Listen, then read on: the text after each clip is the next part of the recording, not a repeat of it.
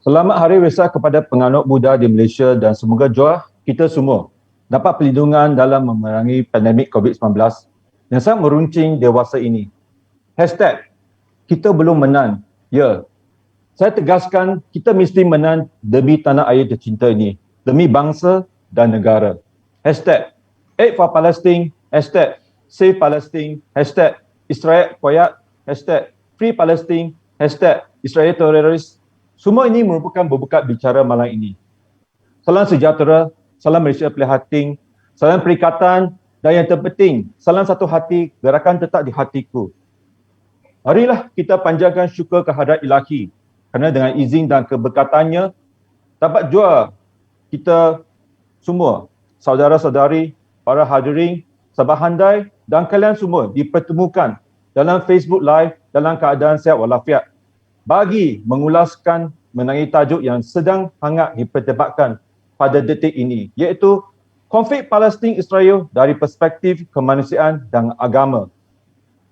Terima kasih saya ucapkan kepada barisan panelis yang dihormati kalian, Profesor Madya Dato' Arif Perkasa, Dr. Muhammad Azri Zainul Abidin yang merupakan Mufti Perlis, Saudara Maka Kiong, Setiausaha Agung Parti Gerakan Rakyat Malaysia dan Saudara Tai Jihau yang popular dikenali sebagai pengulas APEC China dan rakan-rakan sekalian yang sedang mengikuti buah bicara ini secara atas talian. Saudara-saudari sekalian, nama saya Ong Kian Sing, Naib Ketua Pemuda Nasional Parti Gerakan Rakyat Malaysia akan bersama dengan anda dalam temu bual pada malam ini sebagai pengacara dan juga akan mengajukan beberapa persoalan yang berkaitan dengan topik kita iaitu konflik Palestin-Israel dari perspektif kemanusiaan dan agama. Maka hari ini kita cukup bertuah dapat bersama dengan agamawan, ahli politik dan pengulas isu-isu semasa yang bijaksana dan berpengalaman bagi membincangkan topik kita secara lebih mendalam dan memberi input dari perspektif kemanusiaan dan agama. Sebab itu, saya mengalu-alukan rakan-rakan yang sedang menonton Facebook Live yang mempunyai soalan maupun pandangan. Diminta tinggalkan komen anda di bawah. Kami akan berusaha untuk membaca komen dan pertanyaan anda dari masa ke masa. Baik, bercakap tentang tajuk kita pada hari ini, konflik Palestin-Israel dari perspektif kemanusiaan dan agama. Isu ini bukan isu yang baru dan kita di sini akan mengupas dari pelbagai sudut termasuk keperluan manusia, Palestin sebagai sebuah negara Islam, Palestin antara tempat ketiga terpenting dan suci bagi umat Islam selain Mekah dan Madinah di Arab Saudi. Palestin dihuni oleh majoriti masyarakat beragama Islam. Selain itu, masyarakat Kristian dan Yahudi juga berkongsi kehidupan di bumi Palestin ini. Hatta Malaysia, negara yang lantang bersuara mempertahankan rakyat Palestin. Politikus Malaysia yang melihat konflik ini dari dua perspektif yang berbeza, iaitu dari keperluan kemanusiaan dan kehendak politik. Undang-undang antarabangsa yang lemah, PBB dan OIC yang tidak seragam dan terlalu lemah untuk menjaga komuniti antarabangsa dan sebagainya.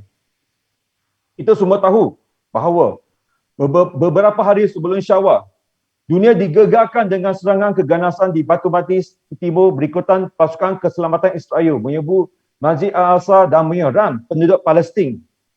Ramai rakyat Palestin yang tercedera dan serangan itu yang paling menyayat hati serangan tersebut dilakukan di Masjid Al-Aqsa bersasarkan terhadap para jemaah yang sedang menunaikan solat di hari-hari terakhir Ramadan ini merupakan satu bentuk penghinaan terhadap umat Islam dan nilai kemanusiaan sejagat. Ingin saya tekankan di sini, ketika serangan tersebut dilakukan, ramai rakyat yang tidak berdosa dan berdaya telah pun tercedera mahupun terkorban, terutama golongan wanita, kanak-kanak, warga emas yang merupakan majoritinya orang awam. Ini menunjukkan betapa pengecut dan kejamnya Israel yang menyerang rakyat Palestin yang tidak mempunyai senjata dan sedang menunaikan solat. Fakta tambahan, Baitul Maqdis, kota suci bagi tiga agama iaitu Islam, Judaisme dan Kristian menjadi rebutan di antara kedua-dua pihak Palestin dan Israel. Perkara ini nampaknya seperti tiada kesudahan. Banyak yang perlu dibicarakan dan seterusnya dirungkaikan pada malam ini. Selain itu, Malaysia juga turut mengencang sekeras-kerasnya pengusiran secara paksa rakyat Palestin daripada kediaman mereka, termasuk yang berada di gejirangan Sheikh Jarrah di Batu Badis. Ini semestinya menaikkan kemarahan penduduk Sheikh Jarrah. Cuba letakkan diri kita di dalam situasi mereka. Adakah kita akan duduk diam sahaja? Tidak menentang orang yang datang untuk menjajah tanah air kita sendiri? Adakah kita akan menjadi pengecut yang hanya duduk diam dan melihat negara yang kita kasihi jatuh ke tangan orang luar?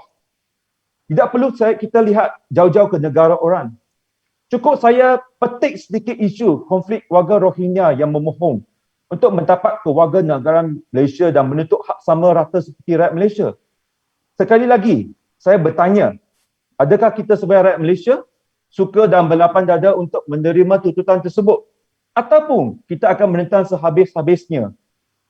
Jadi, bagi menerangkan pendirian Malaysia melalui lensa politik, apakah ahli politik di Malaysia benar-benar kisah tentang isu ini?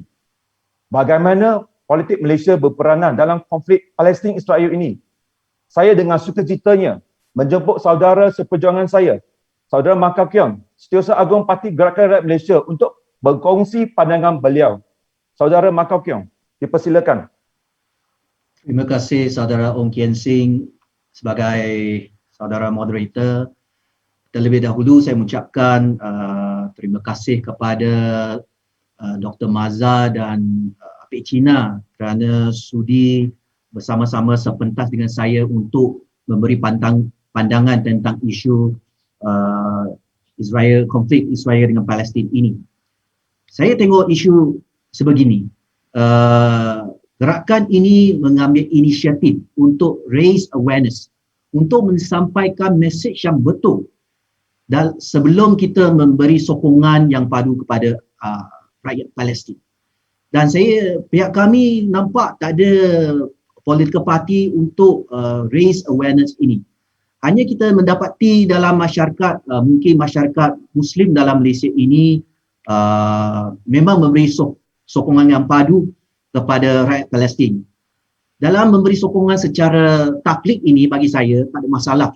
Sebab kalau kita tengok isu ni dari perspektif yang lain, patut sebagai manusia kita harus memberi sokongan kepada rakyat Palestin ini. Dan saya percayai terdapat segelintir rakyat kita tak berapa faham berkaitan dengan konflik Palestin-Israel ini. Maka itulah inisiatif gerakan untuk sampaikan mesej yang betul. Saya takut nanti reaksi apabila ditanyakan apakah pandangan konflik Palestin dengan Israel. Saya takut reaksi yang agak sama, lebih kurang sama semasa saya masih seorang mahasiswa di Universiti Kebangsaan Malaysia. Pada masa ketika itu, pengetahuan saya tentang konflik ini agak cetek. Apabila ditanya berkaitan dengan isu ini, saya rasa ini isu agama, tak ada kaitan dengan kita. Lepas tu kawan saya terkejut. Dia telah memberi pendedahan bagaimana dari segi perspektif kemanusiaan kita harus berdiri untuk mempertahankan orang yang ditindas. Saya masih ingat dia telah memberi satu gambaran di mana negara Palestin seperti Kuala Lumpur. Dia jadikan Kuala Lumpur sebagai negara Palestin. Kuala Lumpur pada masa ketika itu sebelum perjanjian Beaufort, Israel mungkin hanya di satu tempat yang kecil, contohnya di Kampung Baru. Tapi lama-kelamaan dari penjajahan atau campur tangan dan pencerobohan dan sebagainya, negara Israel telah berkembang dari Kampung Baru menjadi keseluruhan Kuala Lumpur kecuali Kepong dengan Bukit Bintang. Dan kawan saya memberitahu saya, bayangkan kalau kamu seorang warga Palestin nak balik ke negara kamu dari Bukit Bintang ke Kepong, kamu harus melalui pelbagai checkpoint. Dan checkpoint roadblock mereka tak sama dengan roadblock kita yang kita hadapi di Malaysia. Mereka kadang-kadang menggunakan kekerasan kalau rakyat Palestin itu bertindak balas dan juga akan mengakibatkan kematian dan sebagainya. Dan ini dari segi perspektif kemanusiaan itu kita harus bertindak. Dia telah beritahu saya. Apabila berlaku satu ketidakadilan, kita harus bertindak sebagai manusia kerana ketidakadilan tersebut kalau tidak disekat, dia akan sebagai satu penyakit yang akan dijangkit dari satu negara ke negara yang lain. Dan itulah inisiatif sebab saya mengambil inisiatif ini menjemput Dr. Mazhar dan Apik Cina dalam mengupas selanjutnya isu-isu ini. Selain daripada itu, saya melihat isu serangan kerajaan Zionis ini mempunyai udang di sebalik batu. Ya, saya difahamkan Perdana Menteri mereka sebenarnya menghadapi beberapa pertuduhan. Terdapat masalah dalaman politik negara Israel sendiri. Dan dia telah dihadapkan ke mahkamah dan dia telah dipertuduhkan pelbagai pertuduhan. Kalau tak silap saya, lebih daripada 4 pertuduhan yang merangkumi salah guna kuasa, rasuah, criminal breach of trust dan sebagainya. Dan kedudukannya sebagai Perdana Menteri adalah tidak berapa kukuh. Dan saya percaya ini akan diulaskan oleh Apik Cina selanjutnya bagaimana kedudukan politik Benjamin, Perdana Menteri Israel yang melancarkan serangan kepada Palestin. Disebabkan kedudukan yang tergugat, saya percaya salah satu faktor politik yang melancarkan serangan terhadap warga Palestin itu adalah disebabkan politik dalaman tersebut. Dan ini telah mengorbankan ramai orang, juga termasuk rakyat Israel diri sendiri. Dan majoritinya kematian adalah rakyat Palestin. Dan satu faktor lagi pihak gerakan ingin membuat forum ini disebabkan kita rakyat Malaysia, segelintir rakyat Malaysia akan terperangkap atau terjerumus dalam perangkap media barat. Dulu media barat telah telah membangkitkan satu persepsi antara agama Islam tentang keganasan. Kalau kita persepsi yang negatif ini tentang agama Islam ni, bila kita bicarakan agama Islam, mereka akan kaitkan dengan keganasan. Maka bila kita bicarakan konflik antara Israel dengan Palestin ni, secara segelintir rakyat Malaysia ni, dia akan terus, sebenarnya Palestin melancarkan serangan, Palestin kebanyakan tu adalah Islam, maka adalah isu pengganas terhadap negara Israel. Dan ini adalah satu keadaan yang kita harus pantaui sebagai rakyat Malaysia. Kita harus pantaui terdapat kongkongan dari segi media sosial, khususnya daripada pihak Israel. Kebelakang ini saya pun banyak terima mesej daripada rakyat Israel telah menjelaskan sebenarnya mereka diserang oleh pengganas. Dan banyak isu mereka cuba brainwash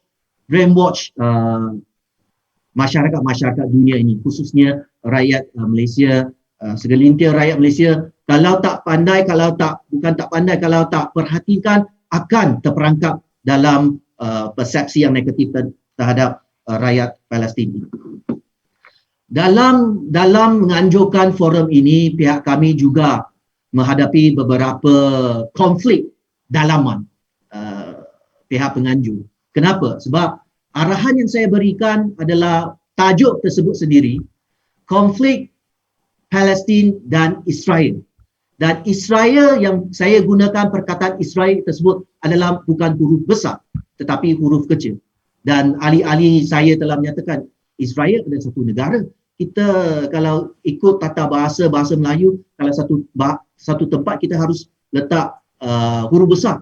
Tapi pada masa itu saya membuat keputusan saya nak letak huruf kecil. Pertama sekali untuk menjustifikasi arahan saya tersebut, saya kata pertama, kita tak menjalinkan hubungan diplomatik dengan Israel. Kedua, pasport kita tak membenarkan kita pergi ke negara Israel.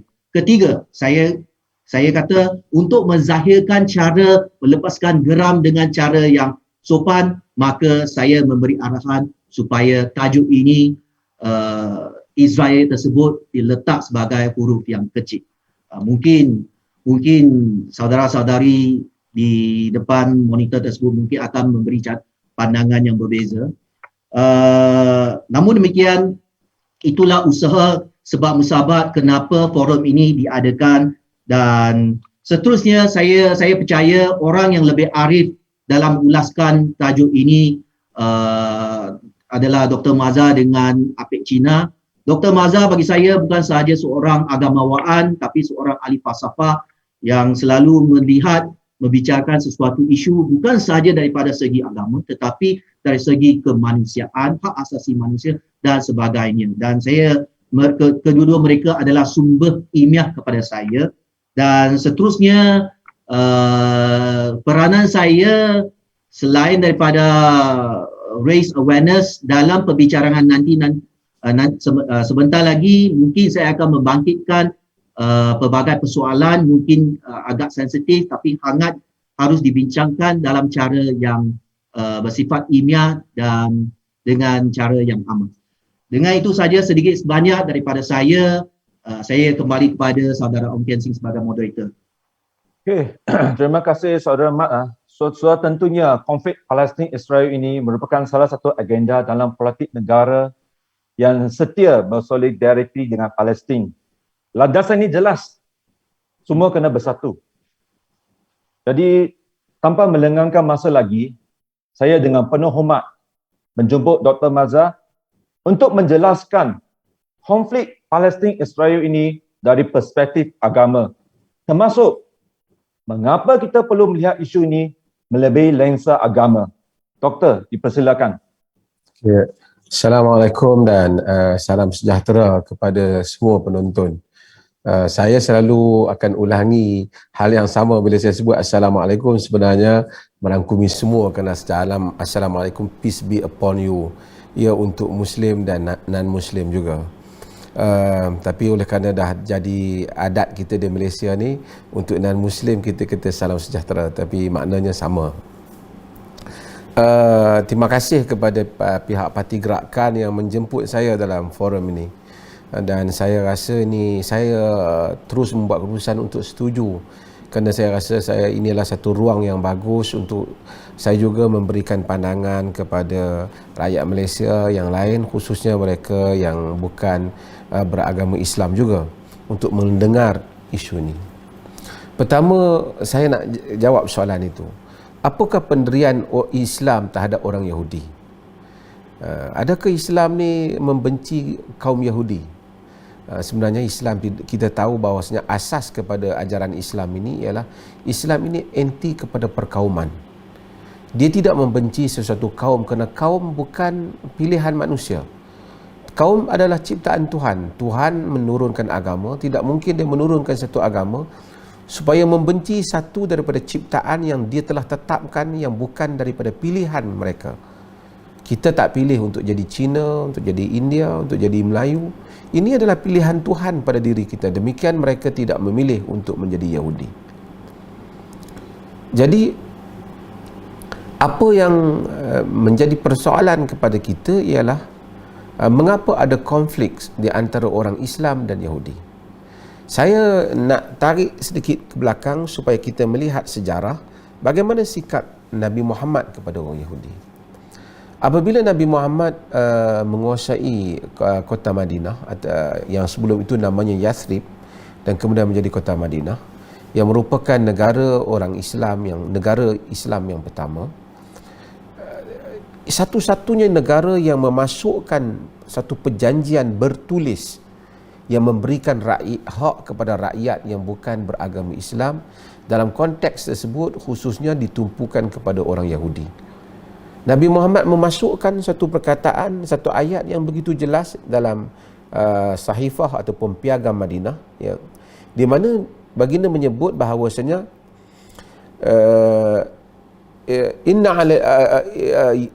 inna Yahud Bani Auf ummatun ma'al mu'minin.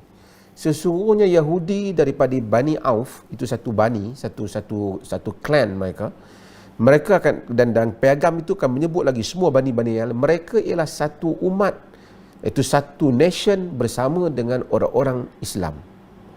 Walil Yahudi dinuhum walil mu'minin dinuhum.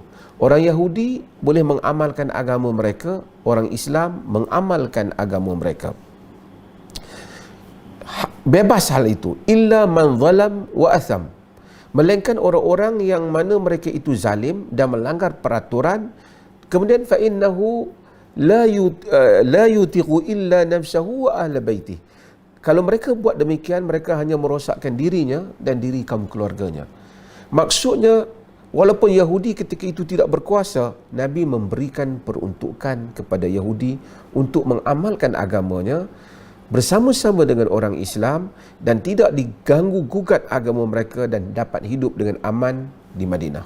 Ini adalah pendirian yang jelas, bukan saja soal agama, tapi agama yang bukan soal teori, tapi baginda Nabi SAW, Nabi Muhammad telah mengambil tindakan secara praktikal dengan memasukkan hak-hak orang Yahudi di dalam piagam Madinah ketika baginda mempunyai kuasa yang mutlak, hampir boleh dikatakan kuasa yang tak boleh dicabar ketika berkuasa di Madinah, memberikan keadilan. Dan kita akan tengok piagam itu penuh dengan keadilan. Tapi saya bukan nak bincang pada piagam itu, tapi saya nak bincang tentang hak. Selepas daripada itu, kita lihat orang Yahudi melanggar perjanjian. Sebelum mereka melanggar, apabila Nabi Muhammad sampai ke Madinah, ada pembesar Yahudi yang menerima agama Nabi Muhammad. Namanya Abdullah bin Salam. Dia menjadi sahabat baik Nabi Muhammad dan disebut namanya. Apabila Yahudi melanggar perjanjian, berlaku peperangan antara orang Yahudi dengan orang Islam, kerana Yahudi berperang dengan orang Islam daripada dalam Madinah. Nabi Muhammad telah menawan kota mereka. Pun begitu, baginda mengambil langkah, satu lagi langkah yang harmoni. Baginda berkahwin dengan Safiyah binti Huyai, seorang wanita Yahudi yang merupakan anak pembesar Yahudi. Bapaknya telah diambil tindakan, tapi Nabi berkahwin dengan anaknya, bagi antara maksudnya menunjukkan bahawasanya Islam tidak memandang jelek ataupun memandang hina kepada kaum Yahudi.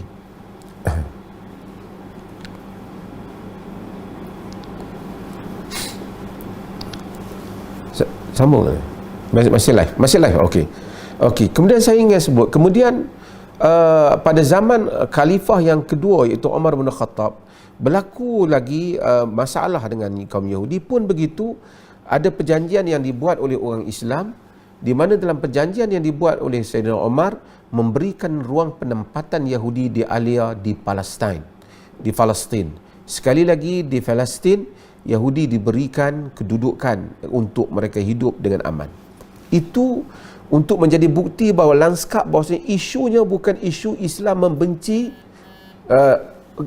etnik Yahudi. Tidak timbul hal itu. Membenci ras bangsa Yahudi, dia tak. Isu yang berlaku ialah isu sikap orang Yahudi terhadap orang Islam di dalam mematuhi perjanjian. Kita lihat juga kaum yang lain. Dalam rekod bangsa Yahudi, mereka memang menghadapi banyak sejarah mereka ditindas dan dianggap ancaman oleh kaum lain. Dalam kerajaan Babylon di bawah Nebuchadnezzar, orang Arab sebut Banu Qadnusar, mereka telah diambil tindakan. Tapi saya tak mau, saya nak ambil sejarah yang ke belakang.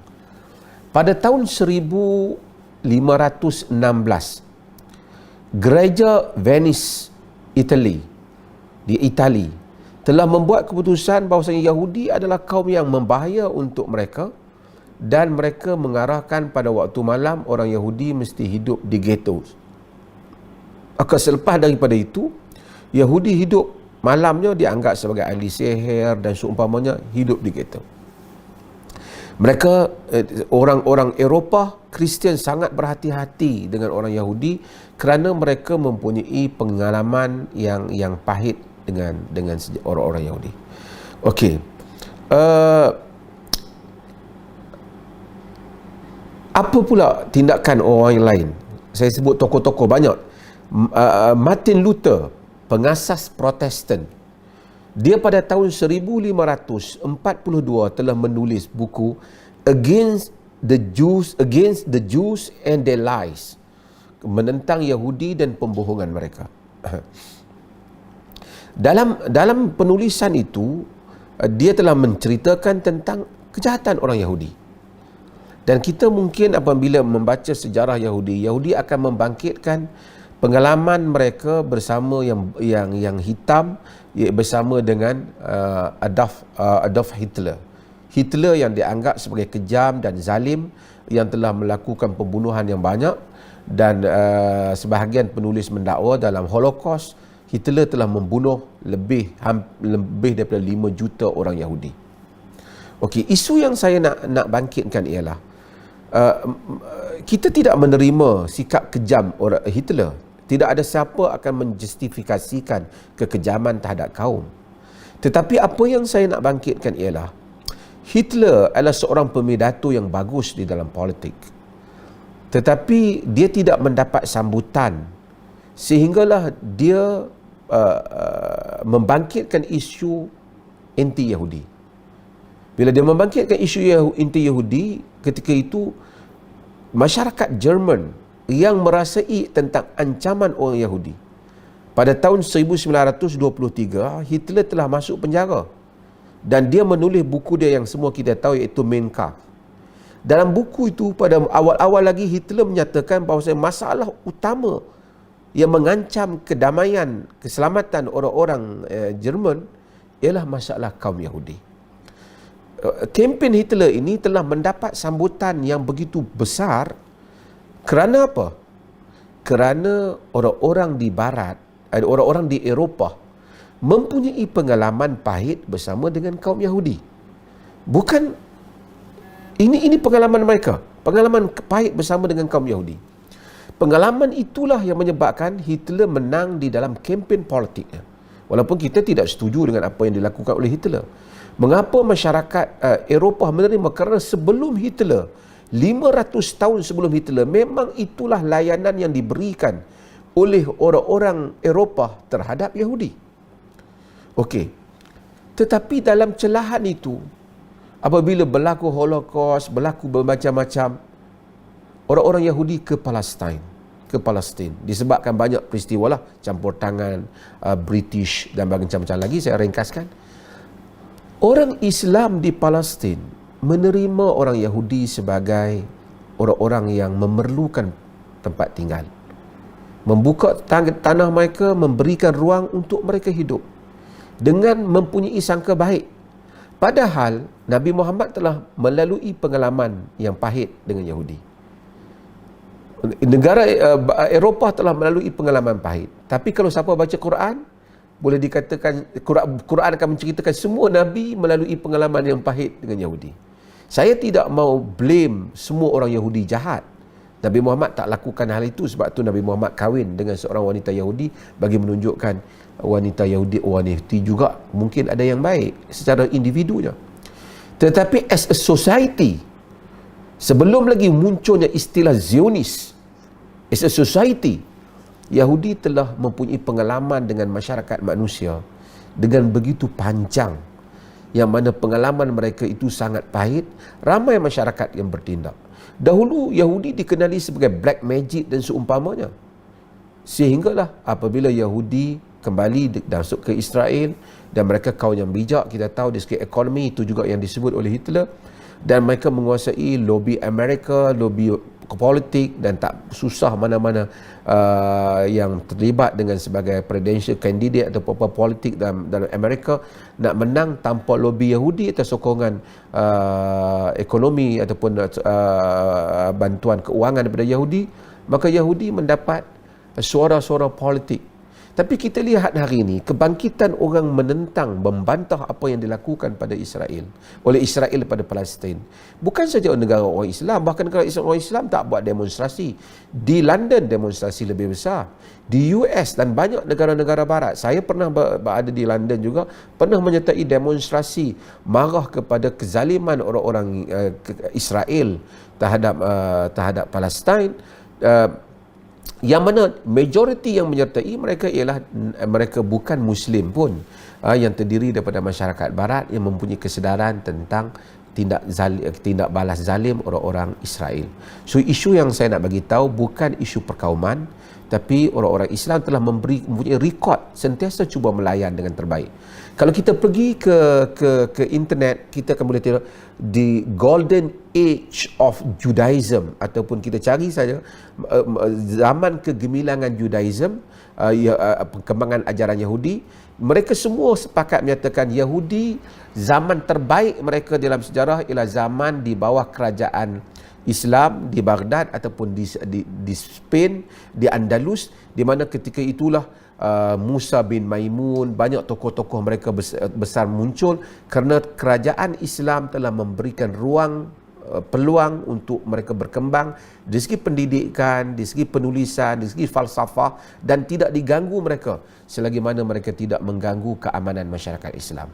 Itu mereka sendiri yang tulis, dan kita boleh pergi ke internet, kita tulis saja, kita akan tahu Golden Age of Judaism di bawah pentadbiran Islam. So isunya bukan perkauman, isunya ialah kezaliman, kejahatan dan tindak balas yang perbuatan buruk yang dilakukan oleh Israel, sama ada kita kata Zionis atau Jews yang ada di Israel, mereka yang lakukan. Adapun mereka yang tak bersama dengan kezaliman, Islam tidak bertindak membenci orang-orang yang tidak terlibat dengan kesalahan. Okay. Ya. Okey, terima kasih Dr. Mazhar. Suatu penjelasan yang amat kukuh, padat dengan sokongan pemikiran secara mendalam serta membuka kacamata kita semua dengan fitrah yang ada pada kita. Seterusnya, beralih kepada Saudara Ong, sebelum tu beri peluang saya mencelas. Ya. Alright, Dr. Mazhar, saya nak berkongsi sikit. Ada kawan saya bertukar pandangan dengan konflik Israel-Palestin ini. Saya rasa dia dengan cara yang bergurau. Dia kata, kenapa isu Israel-Palestin berlanjutan sampai kini kerana kegagalan Adolf Hitler melaksanakan Holocaust. Pada masa ketika itu, saya terus membalas beritahu dia. Pertama sekali, Islam tidak suka perkauman. Saya juga share satu hadis di mana terdapat satu kematian seorang Yahudi, mayatnya diangkat, Nabi Muhammad pada masa ketika itu berdiri. Orang tanya dia, Nabi, kenapa kamu berdiri? Dia kata satu tanda penghormatan sebagai manusia, hamba kepada Allah. Ya, so, benar. Saya telah menjelaskan kepada dia, saya beritahu dia di Palestin juga terdapat rakyat yang beragama Kristian, dan rakyat beragama Kristian di Palestin tersebut juga menzahirkan ketidakpuashati terhadap kerajaan Zionis ini. Dan saya juga difahamkan terdapat rakyat Israel juga tidak setuju tindakan-tindakan yang diambil oleh kerajaan Zionis ini.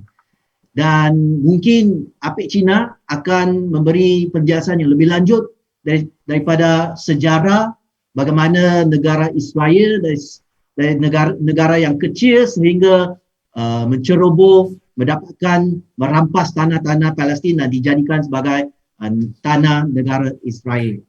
Dan dengan itu saya merampas peranan saudara Ong sebagai moderator. Saya terus menjemput APEC China untuk terus membuat penjelasan berkaitan dengan tajuk ini. Okay. Terima kasih atas jemputan kepada saya yang berusaha pengurusi majlis saudara IR Ong Kian Seng, yang saya hormati, berbahagia Sri Dr. Mazhar, yang saya sanjungi Setiausaha Agung Parti Gerakan Rakyat Malaysia saudara Mak Kakyong. Dan hari ini saya tidak memandang isu ni dari segi agama. Kenapa? Dari segi agama ni, saya sebagai seorang Buddhis sepatutnya saya menyampaikan wishes for all the Buddhists in the world. Kita punya penonton yang menganut agama Buddha, Happy Wesak Day, yang menendangkan hari kelahiran Siddhartha Gautama Sakyamuni Buddha.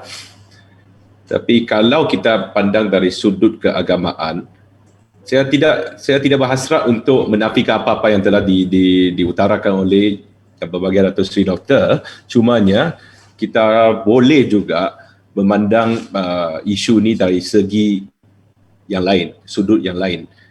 Dari segi agama, kalau saya Buddha, dalam kitab-kitab saya tu tak sebut tentang Yahudi, tak sebut tentang Palestin tu, susah nak appeal, susah nak menarik perhatian bagi orang yang bukan beragama Islam, Kristian ataupun beragama Yahudi sendiri. Kalau tengok dari segi kemanusiaan juga, dia tidak cukup. Sebab contohnya, hari ini saja ada 7 juta kanak-kanak di Yemen tengah mengalami penderaan kesusahan. Ada juga berlebih daripada 10 juta rakyat Korea Utara ataupun nama penuh negara dia Republik Rakyat Korea. Democratic People's Republic of Korea, DPRK. Lagi kehidupannya mereka ni lagi susah daripada kebanyakan orang di dunia. Kemanusiaan ini memang satu agenda ataupun satu sudut pandangan yang kita boleh ambil untuk memfokus dalam isu Israel Palestin ni. Cumanya ada satu lagi isu yang lagi mendalami, yang lagi boleh justifikasikan apa sokongan kita terhadap salah satu pihak. Seperti saudara Mak Kah Kiong yang utarakan tadi soalan desas-desus sejarah penubuhan negara kecil ini, macam mana menawan negara lain. So kalau kita sekadar pandang daripada sekarang ni, satu pihak yang salah. Kalau kita tengok ke belakang timeline masa dia, pihak itu yang salah. Kita tengok belakang lagi, ini yang salah. Kita tengok belakang lagi, itu yang salah, sampailah tak tahu kita nak tengok pandang berapa jauh lagi. So saya hanya hadkan sudut pandangan perspektif saya dari segi sejarah modern historical perspective. Artinya bukan sejarah kuno. Dari segi modern history perspektif, tanah Palestin ini telah bukan dijajah di bawah pemerintahan Kerajaan Uthmaniyah atau Ottoman Empire sehinggalah 1917. Signifikasi 1917 adalah Perang Dunia yang pertama di mana Kerajaan Uthmaniyah telah bergabung dengan negara Jerman untuk dan kalah dalam peperangan tersebut.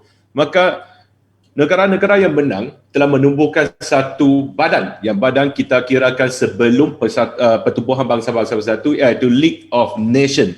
League of Nations telah memberikan mandat kepada British Empire untuk mengendalikan tanah Palestin. Bila kita sebut mandat tu, dia bukan koloni, dia bukan penjajahan, dia cuma diberikan satu kepercayaan sebagai seorang yang pegang amanah bagi pihak negara-negara yang telah menang untuk menjaga tanah Palestin. Dan masa itu British telah membuat janji kepada pihak orang Arab di Palestin untuk mendapatkan kemerdekaan, untuk membantu mereka mendapatkan kemerdekaan. Kalau nak tahu apa yang berlakunya, yang janji-janji manis ni yang telah dimungkir tu, boleh tengok satu wayang lama nama dia Lawrence of Arabia. Dan masa yang sama juga pada 1922, Menteri Luar British Empire yang bernama Balfour telah menulis sepucuk surat kepada pemimpin Yahudi di UK, Lord Rothschild. Dan dalam surat tersebut, Menteri Luar British telah memberitahu Lord Rothschild bahawa kerajaan British mempunyai hasrat untuk membina satu negara Yahudi di tanah Palestin dan akan membantu mereka untuk membina satu negara yang merdeka. 1917.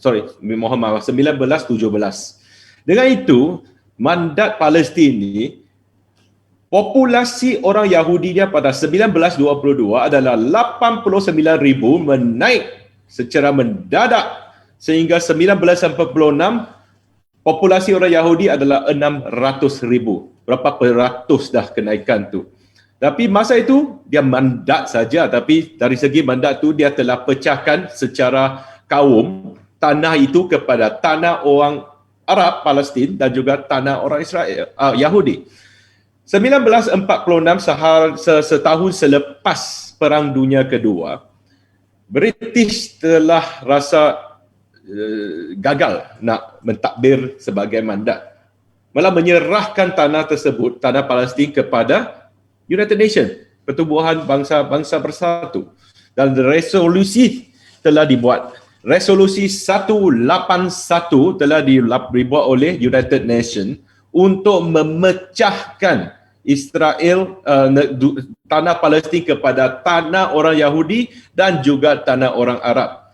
Masa itu negara yang mengundi hanya 56 buah negara saja. Dari segi konteks sejarah moden ataupun perundangan moden itu memang masih zaman kolonialisme, imperialisme lagi. Kebanyakan negara diwakili oleh kolonial master mereka. Malaysia tidak mengundi masa itu. Justru berlakunya peperangan Arab-Israeli 1946 hingga 1948, di mana Israel telah menang masa itu. Sehinggalah 1967, Perang 6 Hari, di mana Israel juga menang dengan tentera daripada tentera Jordan, Lebanon, Mesir, Syria dan Expeditionary Force from Iraq. Kemenangan itu, Israel telah memulakan jajahan ke atas 4 tempat. Golan Heights, Timur Baitul Maqdis, Gaza dan juga tebing barat Jordan, West Bank. Dan penjajahan tersebut, Israel telah membuat penempatan haram atas tanah-tanah yang dijajah, iaitu Golan Heights, East Jerusalem, khususnya tempat yang tadi saudara Ong Ken Seng telah menyebutkan, iaitu Sheikh Jarrah, dan tebing barat dan juga Gaza.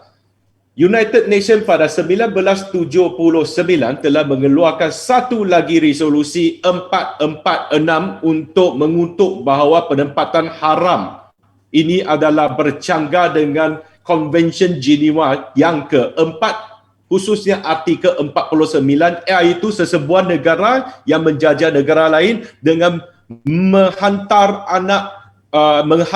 warga negaranya ke tanah jajahan sebagai penduduk di situ. Ini adalah satu jenayah peperangan. Namun ini tidak dipedulikan oleh Israel. Resolusi tersebut adalah resolusi Security Council, di mana undi dia 12-0. Tiada orang yang membantah. Sehinggalah banyak resolusi yang telah dilakukan sehinggalah kebelakangan ini. Tahun 2016. Sekali lagi itu resolusi General Assembly. Itu bukan resolusi Security Council, di mana seluruh dunia telah membuat satu resolusi untuk mengutuk tindakan Israel yang membuat penempatan haram itu. Israel telah meninggalkan Golan Heights, ekoran Oslo Peace Accord yang kedua, dan Israel juga telah meninggalkan Gaza, penempatan haram di Gaza. Namun peninggalan penempatan di Gaza dan Golan Heights, Israel telah menambah kali ganda penempatan haram di sebelah tebing barat dan juga Sheikh Jarrah. Sampailah sekarang terdapat satu lagi apa yang tengah berlaku sekarang. International Criminal Court ingin melakukan siasatan atas penempatan haram ini. Apa yang dilakukan oleh kerajaan Israel? Kerajaan Israel tidak memberi kerjasama kerana mereka mengatakan mereka bukan salah satu signatory kepada ICC, International Criminal Court. Namun kerajaan Fatah Palestin membuka tangan menjemput ICC untuk membuat penyelidikan dan juga siasatan yang selanjutnya. Ini masih berlaku. Justru kalau kita tengok dari sudut konteks sejarah moden dan juga perundangan, Israel telah melakukan jenayah peperangan. Ada orang bagi tahu saya bila saya mengutarakan konsep ini, dia kata, Apek, ini sudah lama. Ini kes baru, ini bukan kes lama. Saya kata tidak. Peperangan ataupun konflik ini berlaku sejak 1946 sampai sekarang 73 tahun. Ianya berterusan. Arti maknanya kalau kita halalkan apa yang dilakukan oleh kerajaan Israel, maka penjajahan adalah halal di seluruh dunia. Selepas selepas Charter Atlantik 1944, setahun sebelum kehabisan Perang Dunia Kedua, seluruh dunia telah membuat satu deklarasi supaya tidak menjajah lagi. Kalau cara apa yang dilakukan oleh Israel melalui Arab-Palestinian War, melalui Perang 6 Hari 1967, Yom Kippur War, Ramadan War, dan juga apa yang berlaku sekarang di Sheikh Jarrah, pendapatan haram adalah halal, maka satu hari mungkin, saya bagi contoh, negara Siam boleh menakluk Kedah, Perlis, Kelantan, Terengganu, menempatkan anak-anak mereka, orang awam mereka di negara kita dan mengatakan ini adalah halal sebab Israel pun berbuat demikian.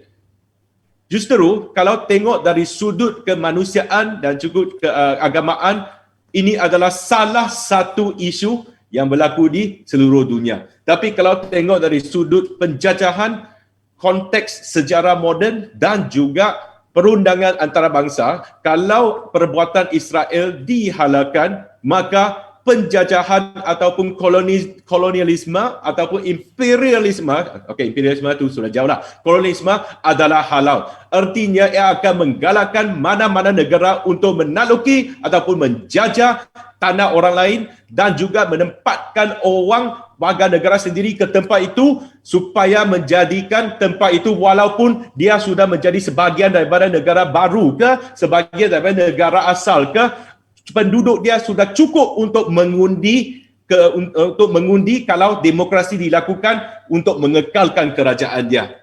Kalau pengundian berlaku di Sheikh Jarrah dan orang Yahudi telah menjadi banyak, maka demokrasi akan menghalalkan Israel sebagai kerajaan di Sheikh Jarrah, kawasan Sheikh Jarrah, timur Baitul Maqdis. Ini juga akan berlaku di tepi barat. Beginilah pandangan saya dari sudut konteks sejarah moden perundangan antarabangsa. Terima kasih. Okey. Terima kasih saudara Pak Cina. Sungguh padat nampaknya informasi, penerangan dan kajian situasi berlandaskan aspek kemanusiaan dan agama. Baiklah, kita sambung bicara malam ini dengan beberapa soalan yang memerlukan pencerahan supaya rakyat Malaysia khususnya dan masyarakat dunia amnya lebih peka dengan isu ini. Soalan-soalan ini kita bahagikan kepada tiga aspek, itu keagamaan, politik dan realiti antarabangsa. Umat Islam menganggap bumi Palestin sebagai satu rantau penting. Ini berdasarkan kepada nas dan juga sejarah. Di dalam hadis ada ditegaskan bahawa bumi Palestin sebagai antara tempat yang semestinya diutamakan oleh umat Islam. Sebuah hadis berbunyi, jangan kalian keluar berjalan melainkan untuk melawat 3 tempat ibadat, iaitu Masjid Al-Haram, Masjid Al-Nabawi dan Masjid Al-Aqsa, Syekh Bukhari.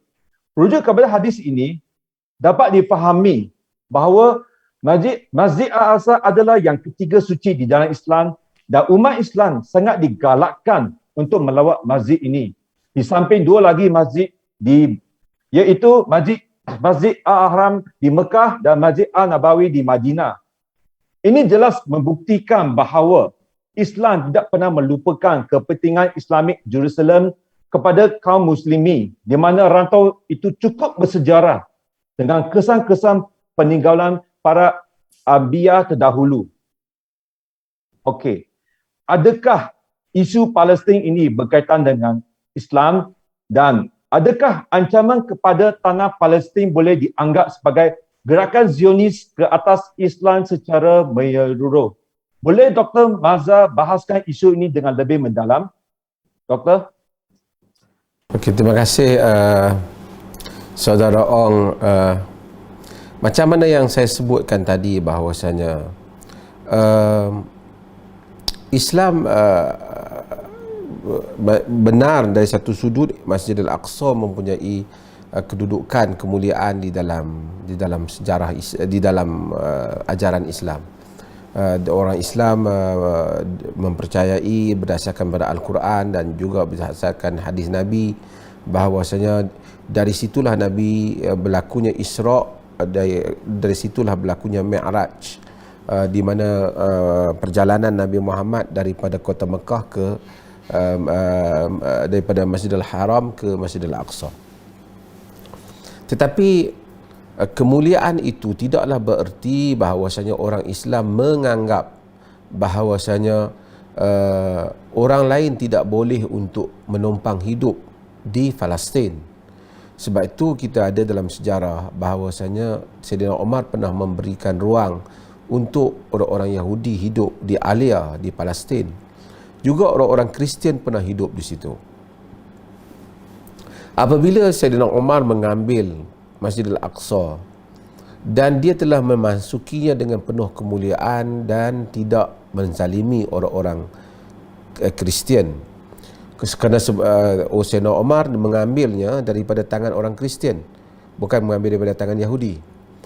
Dan kemudian berlaku pertempuran perang salib yang membabit crusade, yang membabitkan tentera Islam dan bukan tentera Kristian.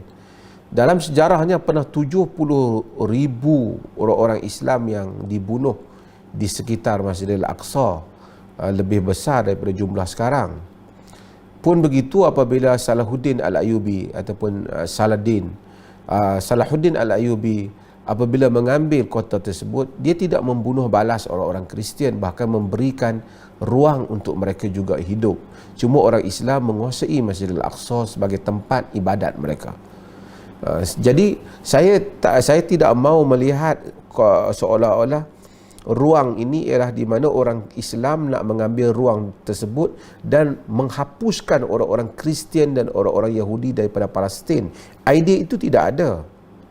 Ideanya ialah bahawasanya tanah itu ialah tanah yang telah dikuasai oleh, simple dari segi kehidupan beginilah. Tadi saudara Apek telah sebut juga. Tuan-tuan rumah yang mana kunci rumah mereka, nama tanah mereka masih ada bersama dengan mereka. Mereka lahir di situ, membesar di situ, rumah mereka bina, tanah mereka beli. Kemudian orang-orang Israel ini, mereka datang, mereka masuk, ambil dengan cara yang zalim, merampas tanah, membunuh kanak-kanak saban hari. Kalau kita tahu rekod pembunuhan yang tidak sangat dipedulikan oleh hatta PBB, kanak-kanak Palestin, sejak dahulu. Sekarang baru orang bercakap kerana ada peperangan. Dan itu pun Israel memainkan seakan-akan mereka menjadi mangsa. Mereka play victim seolah-olah mereka lah dimangsakan. Saya sebut dalam satu penulisan saya ialah Gaza yang berperang dengan Israel itu saiznya kurang daripada separuh Perlis. Bayangkan Perlis yang hanya 820 km persegi ni, Gaza tu 390 lebih saja. Macam mana dia nak lawan dengan kerajaan yang mendapat peruntukan bilion-bilion daripada pembendaharaan Amerika untuk kekuatan ketenteraan. Selalu dia report kepada bangsa-bangsa bersatu, dia diancam oleh rakyat Gaza. Siapa rakyat Gaza yang nak mengancamnya kalau sekadar dengan jumlah yang demikian? Dia ada tank, dia ada senjata, dia ada jet fighter. Mereka tak ada apa. Airport pun mereka tak ada. Laut mereka pun dikuasai oleh orang lain. Cuma oleh kerana demikianlah tabiat bangsa yang tertindas, lama kelamaan sama ada dia hancur ataupun dia akan mampu berdiri dengan lebih kuat. Dan itu yang kita lihat, rakyat Gaza itu akhirnya mampu mencipta senjata-senjata yang hebat, roket-roket yang hebat yang kita tak terbayang. Dengan kepungan yang ada pada udara, laut dan darat, mereka mampu mengeluarkan senjata-senjata yang demikian. Tapi itu semua bukan arahan Islam untuk membunuh orang-orang Yahudi. Bukan isunya. Zionis, sebelum isu Zionism ini bangkit pun, orang Islam macam saya sebut tadi telah memberi ruang untuk Yahudi hidup ketika kaum-kaum lain, tamadun-tamadun lain tidak memberi ruang kepada mereka hidup. Ambil di Andalus, di Spain. Apabila Islam menguasai Spain, Islam benarkan Yahudi berkembang di sana, dan Islam juga membenarkan of course Kristian, gereja yang terbesar Kristian berada di tengah-tengah Andalus. Tetapi sorry to say, apabila Kristian kembali menguasai Spain, mereka menghalau bukan saja orang Islam, menghalau juga orang-orang Yahudi. Dan ini yang saya sebut memang isunya memang sekarang sentimen, tapi Islam tidak ada sentimen pada kaum. Islam bukan milik Arab. Islam adalah milik semua. Sekarang bila orang sebut Islam, ramai orang terbayang majoriti orang Islam ni Arab. Sebenarnya majoriti orang Islam bukan Arab. Arab berapa tak sampai 200 juta. Afrika, orang Islam di Afrika lebih ramai.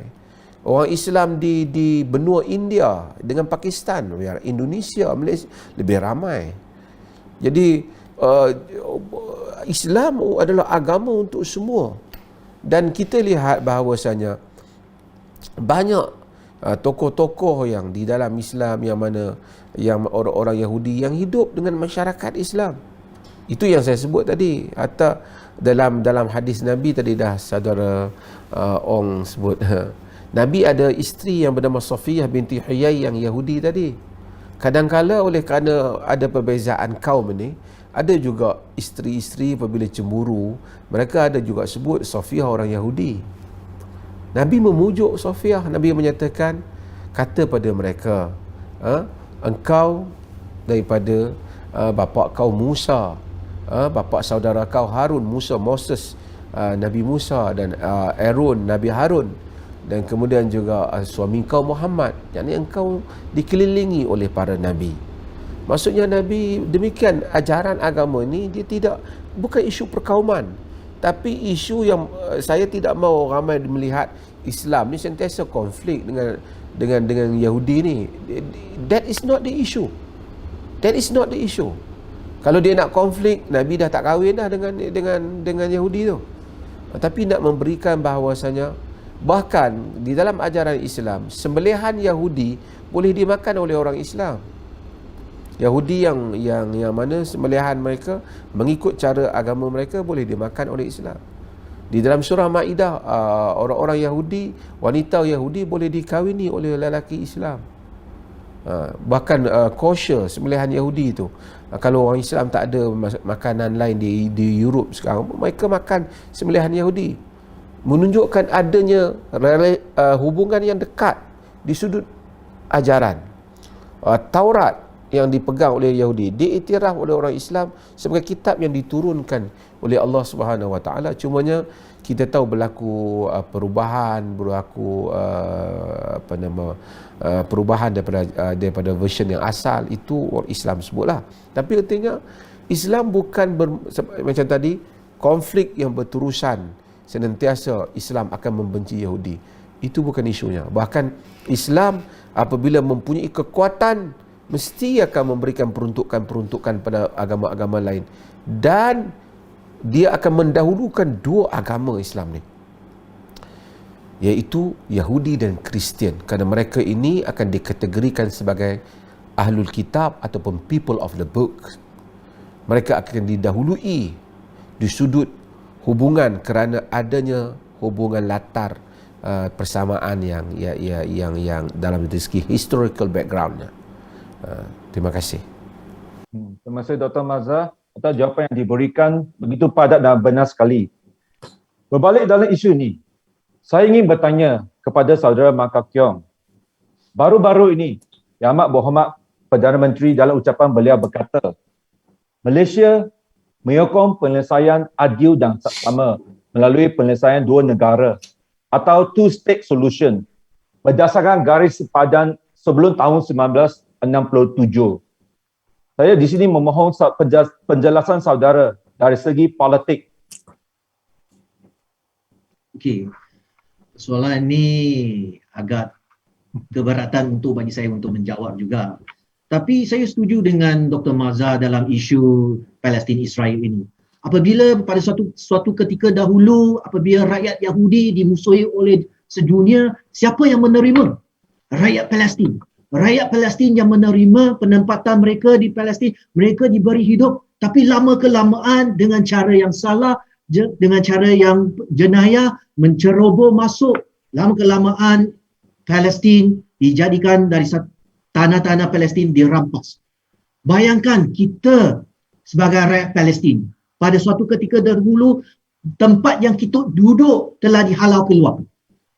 Apabila nak balik ke rumah sendiri, terdapat banyak checkpoint Dan kadang-kadang kita dilayan sebagai penjenayah rakyat Palestin. Ini isu ini kita kena fikir.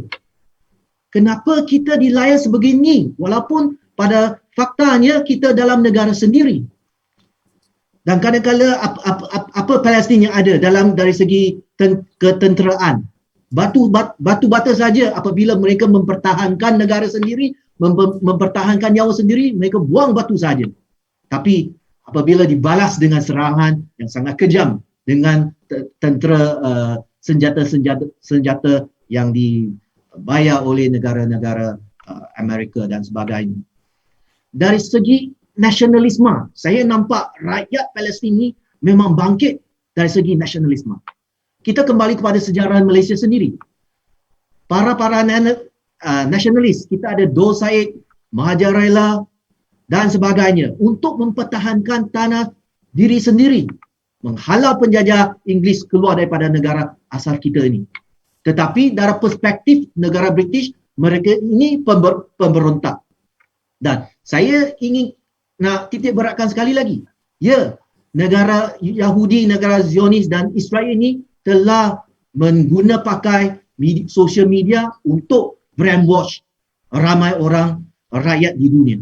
Ya, kita boleh tanya Dr. Maza, kita boleh tanya Apik Cina apabila mereka mengutarakan pandangan mereka terhadap kekejaman Zionis, Facebook mereka telah di-ban, telah disuspend dan sebagainya.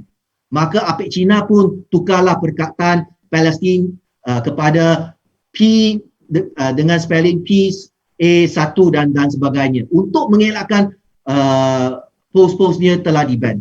Dan media sosial ini khususnya daripada barat memainkan peranan yang sangat memberangsangkan dalam menyampaikan mesej-mesej kadang-kadang yang tidak betul, bercanggah dengan hak asasi manusia.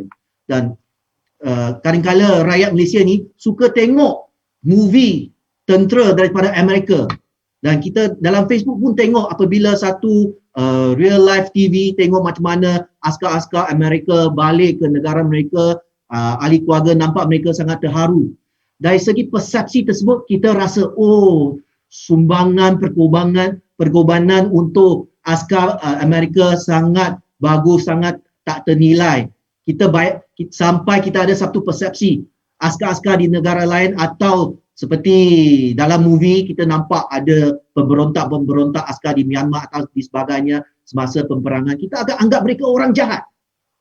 Tetapi dalam satu peperangan tak ada orang baik dan tak ada orang jahat. Dan kita hanya ada mangsa peperangan saja. Dalam isu ini ramai mangsa. Bukan saja di Israel tapi Palestin.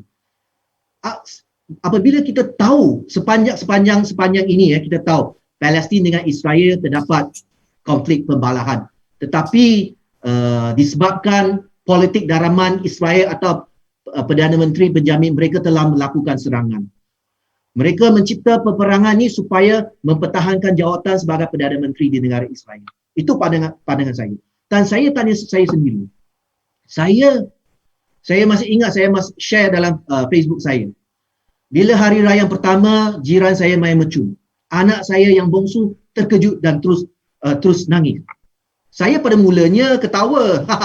Mercun saja kenapa nak nangis. Tapi apabila saya fikir semula, apa perasaan atau keadaan di rakyat Palestin apabila terdapat serangan, roket, senjata yang begitu hebat sekali.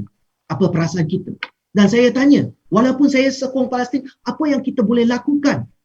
Dan saya telah menzahirkan concern saya, pertimbangan saya kepada Ketua Pemuda Parti Gerakan Parti saya iaitu Saudara Ong Chia Tsen. Dalam 5 hari, kalau tak silap saya 5 hari atau 7 hari, kita dapatkan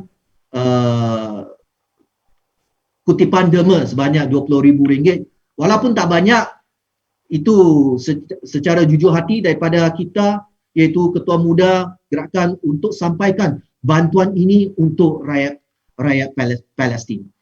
Dan saya bincang dengan KP, saya berharap duit ini akan disampaikan oleh mangsa Palestin, tapi tidak digunakan sebagai membeli senjata untuk serangan balik. Mungkin saudara-saudari di depan video ini ada ada di kalangan rasa kita harus serang balik Mahdi Syahid. Tapi kita tengok keadaan negara Palestin ni dari segi tentera itu tak berapa canggih. Kalau kita teruskan serangan balik untuk dapatkan semula tanah tersebut, saya rasa keadaan tidak memihak kepadanya. Itu akan lebih ramai orang yang mangsa kematian di rakyat Palestin. Dan apa solusinya? Apa cara penyelesaiannya? Ada orang one state solution. Siapa yang akan menjadi kerajaan? Ada pihak kata memandangkan Israel itu negara yang hebat, maju dan sempurna. Biar mereka mentadbir keseluruhan termasuk tanah Palestin dan mereka dijadikan sebagai kerajaan. Itu one state solution. Ada di satu pihak lagi kata one state solution di mana Palestin mentadbir keseluruhan tanah tersebut kerana kesemuanya milik Palestin. Tapi Perdana Menteri Yang Amat Berhormat Perdana Menteri kita telah mengemukakan satu cadangan bagi saya boleh terima. Two state solution. Mungkin penyelesaian tersebut tidak popular, bukan daripada arus perdana, tapi bagi saya seorang yang tolak peperangan, tapi penyelesaian itu bernas untuk dilaksanakan. Kembalikan tanah rampasan oleh tentera Zionis kepada rakyat Palestin. Walau bagaimanapun itu pandangan peribadi saya dan ia bukan dari segi pelaksanaan itu, penyelesaian itu bukan senang untuk dilaksanakan. Kita setakat untuk bercakap saja. Apabila kita berbincangkan kedaulatan sesuatu negara, bukan senangnya dengan berdasarkan sepatah dua kata untuk boleh dapatkan penyelesaian. Ingat, rakyat Palestin, mereka melalui peperangan ini, ibu bapa mereka dibunuh, mereka memang tidak puas hati. Perkara yang sama berlaku di Israel, ibu bapa mereka mungkin telah terbunuh dalam peperangan dan sebagainya. Dua-dua pihak pun nak serang menyerang. Adakah itu satu penyelesaian yang bagus? Saya tidak tahu. Tapi saya seorang yang menolak peperangan. Mungkin saya mengundang Dr. Mazhar, apa sebenarnya cara penyelesaian boleh dilakukan untuk memastikan rakyat Palestin, hak mereka dijaga. Ya, terima kasih saudara Mak Kakiong. Cadangan penyelesaian untuk two state solution ini telah bukan saja dicadangkan oleh tokoh-tokoh politik, mula juga telah dipersetujui, kadang-kadang lebih daripada itu, termasuk beberapa tokoh umat Islam sendiri, termasuk antaranya Syekh Abdullah bin Bayyah yang dulu datang ke Malaysia dan dia salah seorang tokoh scholars mencadangkan jalan penyelesaian. Saya rasa macam-macam jalan penyelesaian boleh dicadangkan. Yang penting ialah kita tidak boleh menerima ada pihak yang dizalimi, yang mana harta mereka dirampas, rumah mereka dirampas, tanah air mereka dirampas. Dan mereka yang penting penjajahan dan kezaliman itu hendaklah diselesaikan. Kemudian selepas asas-asas keadilan di kalangan manusia itu telah diselesaikan, kemudian kita boleh bincangkan bagaimana untuk kita hidup bersama. Tapi kalau setelah satu orang ambil rumah saya, dia ambil kereta saya, kemudian kita cari jalan perdamaian, kita minta, alah tak apalah, kita salamlah, maaf-maafan. Kemudian saya terpaksa tidur di tepi jalan, berjalan kaki. Saya tidak fikir mana-mana bangsa akan menerima dalam penyelesaian yang seperti itu. Berikan keadilan kepada yang telah dizalimi dan kembalikan hak orang yang dizalimi, kemudian kita berbincang bagaimana untuk hidup bersama. Ataupun mungkin kita terpaksa melakukan perbatasan politik. Awak hidup pada satu kawasan, saya hidup sebagai satu kawasan, seperti two state solution. Tapi tidaklah awak yang menentukan suara di bangsa-bangsa bersatu. Tak bolehlah Amerika yang menggunakan vetonya untuk menentukan sempadan, menentukan besar dan kecil tanah yang nak diambil, kawasan mana yang nak dijustifikan. Ini semua adalah tidak adil. Tapi kalau benar-benar dibincangkan secara adil, mungkin ialah salah satu daripadanya ialah penyelesaian untuk setiap pihak menduduki tanah mereka sendiri dan mereka hidup dengan tidak mengganggu antara satu sama lain, tetapi dengan cara yang adil dan tidak melalui cara penjajahan. Kalau begitu, apa pandangan pula saudara APEC China? Perlukah kita sokong two-state solution atau bergerak kepada penyelesaian baru? Saya mohon kiranya dapat merungkaikan jawapan kepada kita mencari kepastian. Dipersilakan saudara APEC. Okay. Sewaktu saya mengkaji isu Israeli-Palestin sejak 10 tahun lalu, saya kerap tanya apakah solusi ataupun penyelesaian yang terbaik, one state solution ke two state solution. Kepada penonton yang tak faham apa dia one ke two state solution, one state solution artinya satu tanah yang sempurna, satu negara, satu kerajaan. Two state, satu tanah Palestin dipecahkan kepada dua, satu kerajaan Israel, satu kerajaan Palestin. So, two-state solution ni bukan satu cadangan yang baru. Dia dimulakan seperti mana yang saya sebut tadi, resolusi 181 pada 1947. Dipecahkan tanah Palestin kepada tanah Yahudi dan tanah Arab. So, two-state solution sebenarnya adalah satu pengasas masalah ini. Cumanya kami yang berdiri di luar tanah tersebut senang bagi kami nak cakap. Selalu kami kata kami sokong two-state solution, two-state solution. Zaman Datuk Najib, zaman Datuk Tun Dr. Mahathir, PM keempat bukan yang ketujuh, two-state solution, two-state solution. Saya berpeluang bertanyakan kepada beberapa rakan yang merupakan pelarian Palestin di Malaysia. Dan jawapan mereka memberi ilham kepada saya untuk membuat penyelidikan tentang pemikiran orang Yahudi dan juga orang Palestin tentang one state or two state solution. 79% orang Palestin menolak two state solution. Manakala lebih daripada 80% orang Yahudi menolak two state solution. Kalau orang yang duduk di tanah situ telah menolak secara sebulat suara walaupun atas alasan yang berlainan two-state solution, siapakah kami untuk menentukan bagi mereka, siapakah kami yang duduk di luar tanah tersebut? Walaupun saya tidak boleh salahkan, kita tidak seharusnya salahkan mereka yang propose two-state solution. Two-state solution ada satu asas dia sahaja, iaitu kita tak nak tengok orang mati, kita tak nak tengok orang terkorban, kita tak nak tengok orang masih menderita dan diseksa, dizalimi. Terdapat seorang Presiden Amerika pada tahun 90-an, nama dia Bill Clinton, telah mencuba membuat satu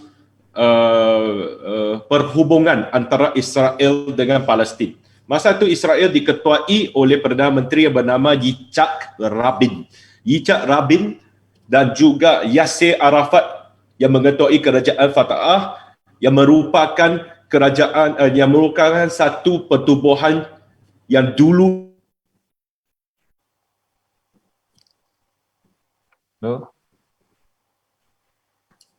punya apa dengan Yitzhak Rabin.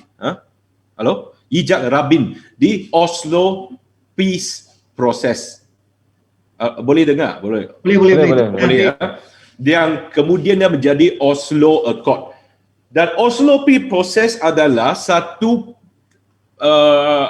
komunikasi antara ketua Israel dan juga ketua Palestin untuk two state solution, untuk draftkan sempadan dia, untuk draftkan siapa boleh buat ini, siapa boleh buat itu. Dan ekoran Oslo Peace Accord, kerajaan dapat ditubuhkan di tanah Palestin walaupun tidak menguasai seluruh Palestin. Contohnya di tebing barat hanya 19% tanah di mana kerajaan Fatah diberikan kuasa untuk memerintah. Namun dalam legislatif ataupun parlimen Palestin, kerajaan Fatah bukan kerajaan yang dapat majoriti. Kerajaan dapat majoriti adalah kerajaan Hamas yang berpangkalan di Gaza.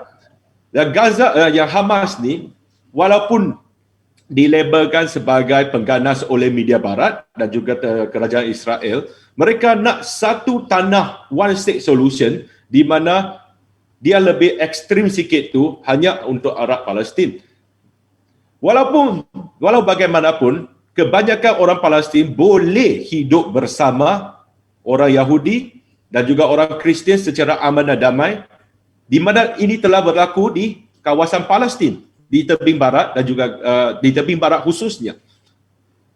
One state solution di mana semua orang Yahudi, semua orang Palestin, semua orang Kristian hidup dalam satu sistem demokrasi adalah seperti Dr. Mazza yang sebut tadi. Demokrasi, adil, tidak dizalimi, dikembalikan barang-barang yang telah dirampas. Inilah hajat-hajat orang Palestin yang majoriti. Cumanya, tuduhan terhadap roket-roket seperti saudara Mak Kaki yang sebut tadi itu, saya ada penjelasan yang sebaliknya. Saya rujuk balik kepada 1781 Perang Kemerdekaan Amerika. Itu peperangan. Itu orang angkat senjata untuk melawan British.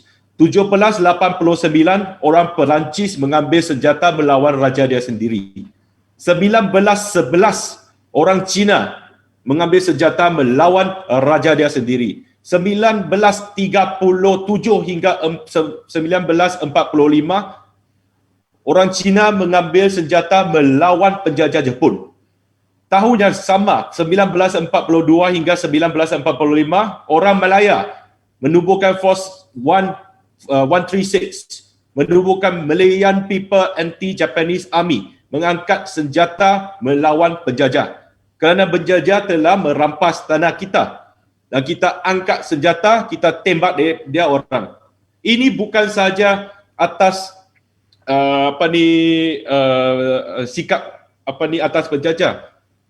Waktu Iraq menyerang dan juga menjajah Kuwait pada 1991, tentera Amerika dan United Nations masuk membantu Kuwait melawan penjajah dengan senjata. Artinya, melawan penjajah dengan senjata, konsep ini adalah diterima walaupun dalam zaman moden, konteks perundangan moden. Kalau kamu mengangkat senjata melawan penjajah, bah pun roket ke, bah pun AK-47 ke, hari ini saya bukan pandang dari sudut kemanusiaan, saya pandang dari sudut perundangan antarabangsa. Kalaulah seorang tidak dibenarkan melawan balik penjajah, maka kita halalkan segala aktiviti penjajahan. Justru adalah kerajaan Israel telah menggunakan media sebagai salah satu protective shield dengan melebarkan orang-orang Palestin ataupun kerajaan tertentu Palestin sebagai pengganas. Dan pengganas ini sebenarnya dia nak satu negara yang dimiliki mereka, dia engage dalam satu peperangan yang berlanjutan selama 73 tahun. Dia hanya ada satu matlamat sahaja untuk merampas balik menawan balik apa yang telah dirampaskan. Namun collateral damage dia adalah orang terkorban, termasuk kanak-kanak dan juga golongan wanita. Adakah kita sanggup meletakkan konsep kemanusiaan ini melepasi konsep kenegaraan? That is the topic. Itulah topik kita harus bincangkan untuk menentukan sama ada one state solution ke two state solution. Saya tidak boleh menyokong one state solution. Kerana kalau saya menyokong one state solution, ramai lagi orang akan meninggal dunia. Saya tidak boleh menyokong two state solution juga. Kalau saya menyokong two state solution, artinya saya menyokong dan menghalalkan penjajahan oleh sebuah negara yang tidak pernah muncul di tanah saya dan memberikan separuh kepada mereka. Justru one state solution, two state solution, biarlah orang Palestin, biarlah orang Israel, orang Yahudi di tanah Palestin untuk menentukan. Siapa-siapa yang mengatakan one state ke two state ke, hanya boleh dikira sebagai cadangan kepada orang Palestin di tanah Palestin. Seperti saya setuju dengan Dr. Mazza, saya setuju dengan saudara Mark dalam satu perspektif, iaitu apa yang lagi penting ialah orang tidak harus dikorbankan. Orang tidak harus meninggal dunia atas konflik sebegini. Dr. Mazza juga kata kena ada keadilan, kena memulangkan tanah yang dirampaskan. Contoh daripada Dr. Mazza merangkumi unsur-unsur one state solution dan juga two state solution. Ini adalah satu perbahasan ataupun satu topik yang tiada penyelesaiannya buat masa sekarang. Justru kita haruslah menyerah balik, kita bagi cadangan, kita bagi kebaikan, kita bagi apa semua tu kepada rakan-rakan di Palestin dan biarlah mereka menentukan. Kalau 100% orang Palestin kata kita nak one state solution, maka kita sokong one state solution. Kalau 100% orang Palestin kata kita nak two state solution, maka kita sokonglah two state solution dan membantu mereka untuk mencapai apa yang dihajati oleh mereka, kerana mereka adalah golongan yang ditindas, dizalimi, dirampas tanah mereka. Sekian sahaja ulasan saya untuk soalan ini. Terima kasih. Okey, baik. Terima kasih Saudara Apek Cina atas huraian yang begitu padat dan membina. Okey, seterusnya. Sehubungan dengan itu, kita sering mendengai peranan OIC dan UAE dalam mempertahankan negara-negara Islam. Walau bagaimanapun, saya ingin bertanya, mengapa negara-negara Islam tidak sebulat suara masih teragak-agak dalam isu Palestin? Contohnya OIC, boleh dianggap tidak kuat dalam melindungi Palestin. Kalau tak silap saya, kalau OIC yang betul sokong, itu pun kalau Malaysia, Indonesia dan Turki. UAE sebagai kuasa besar Islam mengamalkan pendekatan terlalu lembut. Boleh saya minta ulasan Dr. Mazhar untuk menjelaskan dengan lebih lanjut supaya kita faham mengapa mereka tidak bertindak sedemikian. Terima kasih Saudara Ong. Yang pertamanya ialah saya rasa dari segi pendirian umum ingin mempertahankan Palestin di kalangan negara-negara orang Islam itu ada secara umumnya. Cumanya OIC itu macam orang Islam sendiri sebutlah, dia mereka OIC, dia macam tu je. Okey, dia tidak berupaya untuk melakukan tindakan yang lebih berani. Kerana apa? Ini adalah kerana krisis leadership dalam negara-negara orang Islam. Kita lihat kebanyakan, this is how good kita boleh kata bagaimana Amerika memainkan peranannya di dalam menguasai rantau berkenaan, sehingga pemimpin-pemimpin Arab khususnya yang menguasai negeri-negeri orang Arab, mereka terikat. Dahulunya mereka ada dua blok, sama ada mereka menjadi blok Soviet Russia ataupun blok US. Sekarang ni nampaknya macam US begitu menguasai, kerana mereka takut tu, utamanya apabila timbulnya idea bahawasanya hari itu kempen tentang regime change, mereka fikir mereka akan ditukarkan dan seumpamanya.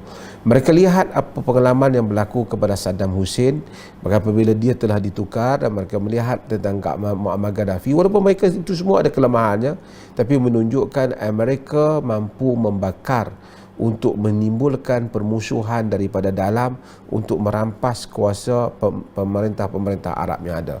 Maka ramai pemerintah Arab mereka takut dengan kuasa besar, walaupun mereka berani lantang dengan Israel, tetapi kemudian jika ada teguran daripada Amerika, mereka akan diam. Dan kita lihat cara pengurusan PBB sendiri. Walaupun apa isu-isu yang telah dibangkitkan di Majlis Keselamatan Bangsa-Bangsa Bersatu, tetapi veto masih lagi dikuasai oleh beberapa kuasa besar, khususnya Amerika, yang boleh membatalkan hasrat mereka. Dengan ini, lanskap politik ini kita kena tahu bahawasanya dengan itu banyak pemimpin-pemimpin Arab ini hubungan mereka ialah dengan US. UAE ialah bukan kuasa besar, dia adalah satu negeri yang lemah, dia kecil, dan dia cuba melakukan normalisasi kebelakangan ini, kerana ini juga bagi saya ialah satu plan yang Amerika cuba buat, kerana dia mungkin tak boleh dapat dengan Jordan, sebab Jordan yang sepatutnya kita tahu yang bersekeliling dengan Palestin ini ialah khususnya ialah Jordan, Mesir, Syria, Lebanon. Negara-negara ini. Tapi negara-negara yang selepas daripada itu, kita ada macam Saudi, kita ada macam negara-negara Teluk ini sudah agak jauh. Tetapi oleh kerana sentimen yang dimainkan selama ni ialah sentimen Arab lawan dengan Yahudi. Itu yang cuba dibangkitkan oleh sebahagian oleh media-media Amerika. Dan kita fikir ini adalah pertarungan yang tidak logik. Berapa juta saja, tak sampai 12 juta baru Yahudi 9 juta di lebih kurang di Israel ataupun lebih sikit. Mereka bagaimana dengan jumlah orang Arab yang berlipat kali ganda dengan mereka. Rakyat orang Arab, jika kita lihat orang Islam, mereka bersemangat untuk melawan dengan Israel. Apabila setiap kali konflik berlaku, rakyat Mesir pergi ke border Mesir, mereka ingin masuk ke Gaza.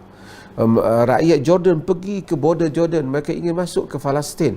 Rakyat Lebanon pergi ke border Lebanon. Rakyat Syria pergi ke, menunjukkan semua rakyat-rakyat ini masih lagi hidup untuk mempunyai akal budi mereka tentang mereka tidak menerima kezaliman yang dilakukan oleh pihak kerajaan Israel. Tetapi pemerintah-pemerintah mereka yang tidak demokratik, yang kita lihat Amerika, dia bercakap tentang demokrasi, tapi dia tak mahu demokrasi yang sebenar berlaku di negara-negara Arab.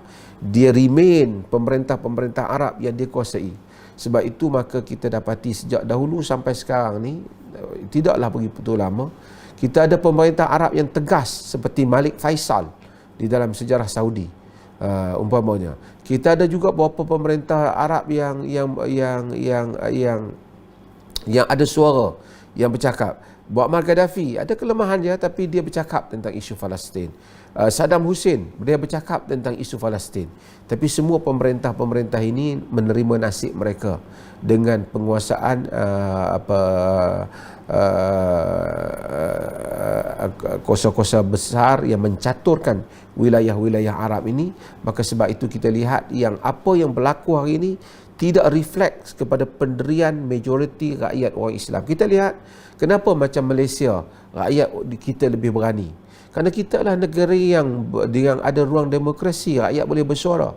Rakyat Indonesia, mereka boleh bersuara. Dan kemudian kita jauh, mungkin kita tak terasa bunyi bom tu, dan kita tak rasa ketakutan tu seperti mana mereka rasa. Dan kemudian kita lebih banyak slogan lah. Tapi tak apalah, itu pun apa yang boleh kita lakukan. Tapi rakyat yang berada di sempadan itu, rejim mereka lebih dicengkam. Amerika mungkin tak cengkam kerajaan-kerajaan kita dengan kerajaan Indonesia seperti mana dia mencengkam kerajaan-kerajaan Arab. Dia ada kepentingan minyak, dia ada kepentingan di teluk. Dia tahu kalau berlaku kebangkitan konflik clash antara blok Muslim ini dengan blok barat, ia akan mencetuskan lagi satu ancaman terhadap ekonomi dan perkembangan Amerika dan kepentingan mereka di Timur Tengah. Dan ini saya rasa kalau ditanya saya kenapa orang Arab tegas, orang Arab saya rasa majoriti mereka nak. Tetapi pemimpin-pemimpin Arab telah dicaturkan dengan sebaiknya oleh kerajaan-kerajaan barat. Kecuali beberapa yang bukan Arab lah, macam Turki.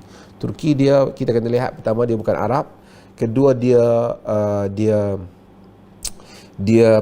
kuat di segi dia ada nombor 6 lebih kurang dalam ketenteraan dalam dunia ni.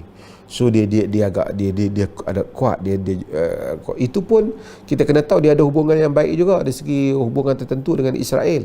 Dan dia juga dia bising lah, tapi dia belum juga sampai berani untuk bertindak dengan ketenteraan terhadap Israel. Kita ada Iran dia bukan Arab. Ramai orang sangka Iran ni Arab. Iran adalah Parsi dan dia bukan Arab. Dia ada suara ketenteraan dia lebih kuat. Dahulu dia lebih cenderung kepada blok Rusia, tapi dia lebih kuat dan suara dia lebih berani. Ramai mendakwa bahawasanya Iran menghulurkan bantuan kepada Palestin. Tapi kita tidak tahu sejauh mana, tapi dia mempunyai kepentingan dia juga. Tapi yang pentingnya negara-negara ini yang mana mereka agak bebas daripada kerajaan dengan penguasaan Amerika, hanya mereka saja yang berani. Yang terikat dengan Amerika, mereka tidak seberani untuk menyatakan pendirian mereka tentang isu Palestin. Mereka cakap dalam mesyuarat, mereka berani. Mereka untung setiap kali Palestin bertempur, mereka dapat buat mesyuarat. Cuma musim Covid mereka tak boleh fly. Tapi akhirnya mereka mesyuarat, mereka akan bincang, mereka hanya akan drag. Maka orang Islam pun, dunia Arab pun harap kepada mereka. Akhirnya mereka buat keputusan, hanya mereka mampu keluarkan, kita mengutuk Israel. Tapi mereka gagal untuk menghantar angkatan senjata. Mereka memberikan bantuan ke Gaza, tak nafikan, bagi wang, bagi duit, bagi pembangunan, tapi mereka tak berani untuk memberikan senjata. Okay, baik. Baik, Dr. Mazhar. Terima kasih. Jadi OIC adalah OIC lah. Ya, OIC. Okey. Jadi kita faham lah, Malaysia tidak menjalinkan hubungan diplomatik dengan Israel. Memberi maksud kita tidak iktiraf Israel. Adakah saudara APEC China berpendapat sekiranya kita putuskan hubungan diplomatik dengan Israel dapat memberi penekanan positif kepada isu Palestin Israel ini? Boleh saudara APEC jelaskan? Okey, yang pertama sekali, putuskan hubungan adalah satu hal, tidak mengiktiraf sebagai negara itu satu hal lain. Sekarang kalau anda pergi renew pasport, kita ada dua negara yang sudah tidak boleh melawat. Nombor satu Israel, nombor dua Democratic People's Republic of Korea, DPRK. Ekoran persona non grata decree yang diisukan oleh Kementerian Luar tahun lepas. Sebelum ini terdapat juga sebuah negara yang kita tidak boleh melawati sehinggalah 90-an, iaitu South Africa, di mana kita menentang konsep apartheid yang dilakukan oleh kerajaan orang putih di South Africa, dan kita melarangkan, kita tiada hubungan diplomatik dengan negara itu. Maksudnya kalau pasport kita tidak mengiktiraf, kita tidak boleh melawat ke sesebuah negara, bukan bererti kita tidak mengiktiraf. Namun dalam hal Israel ni memang kita tidak mengiktiraf Israel sebagai sebuah negara. Cumanya kalau pengiktirafan antara Israel sebagai sebuah negara dan juga membenarkan rakyat-rakyat Malaysia melawat di tempat itu, kerana soalan saudara Ong ni adalah pasport yang pertama sekali kita nak melawat tempat itu. Kita dah melawat tanah Palestin yang dikendali oleh kerajaan Palestin, ataupun kita nak melawat tanah Palestin yang dikendali oleh kerajaan Israel. Satu hari, one state solution ataupun two state solution adalah hajat bersama orang di tanah Palestin, dan mereka telah memberi satu gambaran yang sangat jelas bahawa itu adalah hajat mereka, dan mereka sanggup bekerjasama dengan komuniti antarabangsa, dan komuniti antarabangsa bolehlah membuat satu pengiktirafan kepada tanah Palestin bawah kerajaan Yahudi ataupun kerajaan Palestin yang dipersetujui mereka. Dan masa itulah kalau kita mengiktiraf mereka sebagai sesebuah negara melalui hajat atau berdasarkan hajat mereka, maka itu akan mendorong mencapai kedamaian dan satu penyelesaian. Tapi buat masa sekarang, pengiktirafan sebagai Israel sebagai sebuah negara memang bertentangan dengan prinsipal ataupun pendirian orang kerajaan dan juga orang Malaysia buat masa sekarang. So, dia hanya akan menjadi dorongan untuk mendapatkan keamanan, kedamaian dan penyelesaian sekiranya orang-orang di tanah Arab, tanah Palestin telah mencapai satu hajat yang sama. Maka kita tunggu orang Palestin memberi signal kepada kita. Kalau satu hari majoriti orang Palestin menghantar satu signal kepada seluruh dunia bahawa mereka sanggup menerima two state solution, ataupun mereka sanggup sebulat suara menerima one state solution, nak hidup berdamai dengan orang Israel, orang Yahudi, dan mereka berdasarkan signal itu, kita bolehlah iktiraf berdasarkan hajat mereka, berdasarkan impian mereka. Tapi buat masa sekarang, kalau mereka saling tidak mengiktiraf sebagai sebuah negara, maka pendirian kita kena teguh, pendirian kita kena konsisten, dan mengiktiraf ataupun menjalin hubungan dengan Israel akan menjejaskan pendirian kita untuk menyokong kemanusiaan, untuk menyokong perjuangan saudara kita untuk melawan penjajah. Dia akan break their spirit. It won't mendorong apa-apa, it will break our brother's spirit over there. Itulah penjelasan saya. Terima kasih. Ya. Setuju.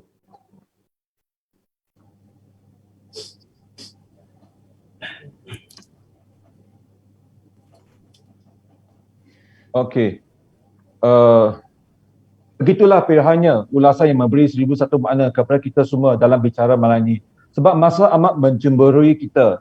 Jadi saya rasa kita gulungkan, kalau boleh kita bermula dengan Dr. Mazhar untuk gulungkan perbincangan pada malam ini. Terima kasih kepada semua ahli panel dan kepada penonton. Cuma saya ingin menyebut isu Palestin memang ada dua perkara, iaitu pertamanya isu daripada segi hak-hak kemanusiaan di atas muka bumi ini untuk hidup sebagai manusia yang merdeka. Itu merangkumi semua orang mesti memperjuangkannya. Kita mesti mempertahankannya. Jika sekiranya yang dizalimi itu ialah orang yang sebagai Muslim, kalau yang dizalimi itu orang bukan Muslim pun berlaku seperti mana yang berlaku pada rakyat Palestin, orang Muslim mesti juga membantah dan menentang kezaliman itu. Dan dengan ini adalah bahagian yang pertama. Kita mesti lihat isu ini sebagai isu sejagat. Sesiapa sahaja yang mempunyai hati nurani sebagai manusia, dia akan menentang ketidakadilan ini. Yang keduanya, memang orang Islam ada sentimen agama sedikit di situ kerana membabitkan saudara mara kita. Dia macam ni lah. Saudara kita itu telah dizalimi. Dia pertama dia kena zalim, kedua dia saudara kita. Jadi memanglah sentimennya bukanlah kerana semata-mata dia saudara kita, tapi kerana dia kena zalim. Tapi oleh kerana dia saudara kita tu, memanglah orang Islam akan terlebihlah rasanya daripada orang lain di sudut itu. Tapi itu tidaklah berarti orang lain kata tak apalah, yang kena zalim tu saudara dia, bukan saudara kita. Tak boleh begitu, kerana kita apabila sesiapa saja yang kena inayai, zalim, dirampas haknya, dijajah tanahnya, dimusnahkan harta bendanya, diambil rumahnya, kita hendaklah bersama-sama untuk membantah hal ini. Maka saya mengajak bukan saja sentimen ini di kalangan rakyat Malaysia, saya mengajak di kalangan orang Islam, tapi diajak di Malaysia, tapi semua orang Islam dan bukan Islam bersama-sama dalam hal ini. Saya pernah berada di London, saya tengok bila berlaku demonstrasi hal ni, bukan Muslim juga lebih ramai macam mana saya sebut tadi. Saya terima kasih kepada Parti Gerakan dengan inisiatif yang diambil oleh saudara Mak Kah Kiong dan juga saudara Tuan Pengurusi saudara Ong Kian Sing. Apik memanglah saudara Tai Zihau memang terkenal lah, tak apalah. Semua ini adalah tanda bahawasanya kita bersama di atas saudara, di atas kemanusiaan. Kan, kalau satu hari lagi hal ini berlaku kepada negeri lain juga, kita akan bantah juga, kerana kemanusiaan kita menyatakan tidak boleh ada manusia lain yang dirampas tanahnya, dimusnahkan rumahnya, dizalimi dia, setelah dia dibuli, dirampas tanahnya, dibunuh kaum keluarganya, kemudian kita datang, oh kita minta awak berdamai dengan dia, saling maaf bermaafan. Tidak ada akal yang dapat terima hal ini. Kalau hal itu boleh berlaku, tidak, maka semua orang boleh rompak rumah orang, curi harta kita, ambil duit kita, kemudian kita kata maafkanlah, kita hidup secara aman damai. Ini kita tidak boleh lakukan. Jangan kita benarkan berlaku pada orang lain seperti mana kita tidak benarkan ia berlaku pada diri kita. Sekian, terima kasih. Okay. Bagaimana pula dengan saudara Apek Cina? Boleh buat penggulungan? Okey, poin yang pertama, saya setuju sepenuhnya dengan konsep kemanusiaan yang diutarakan oleh Dr. Mazhar dan tiada tambahan dalam poin tersebut.